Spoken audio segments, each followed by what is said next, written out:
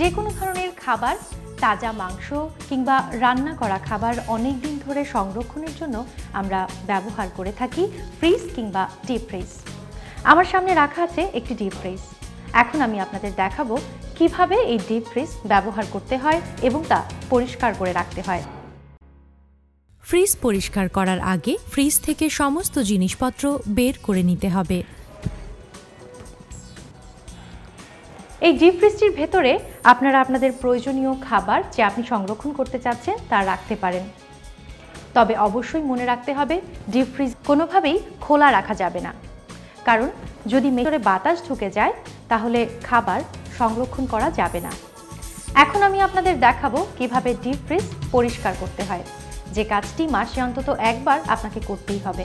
Fridge পরিষ্কার করার জন্য আপনাকে প্রথমে বৈদ্যুতিক সংযোগটি বন্ধ করে নিতে হবে। আধা ঘন্টা বৈদ্যুতিক সংযোগ বন্ধ থাকার পর ফ্রিজের বরফ গলে যাওয়ার পর যে পানি জমবে সেই পানি শুষে নেওয়ার জন্য আপনি ব্যবহার করতে পারেন একটি সোকিং ফোম।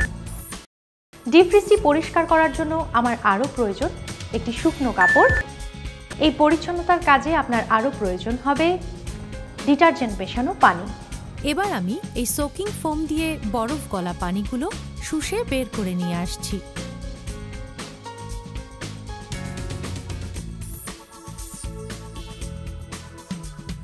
এখন আমি ডিটারজেন্ট মিশ্রিত পানিতে এই শুকনো কাপড়টি ভিজিয়ে ফ্রিজের এই ঝুড়িটি পরিষ্কার করে নিচ্ছি।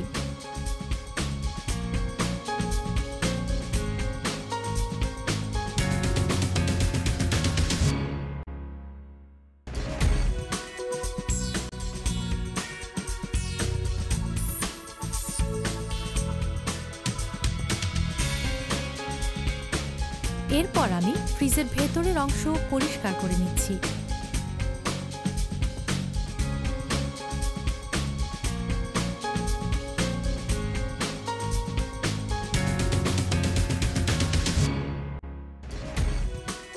আমার মোছা প্রায় শেষ।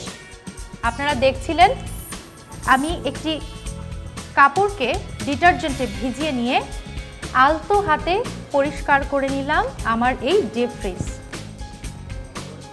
যে কাজটি মাসে অন্তত একবার আপনাকে করতেই হবে। ফ্রিজ পরিষ্কার করা হয়ে গেলে নিয়মানুযায়ী জিনিসপত্র সাজিয়ে রাখতে হবে।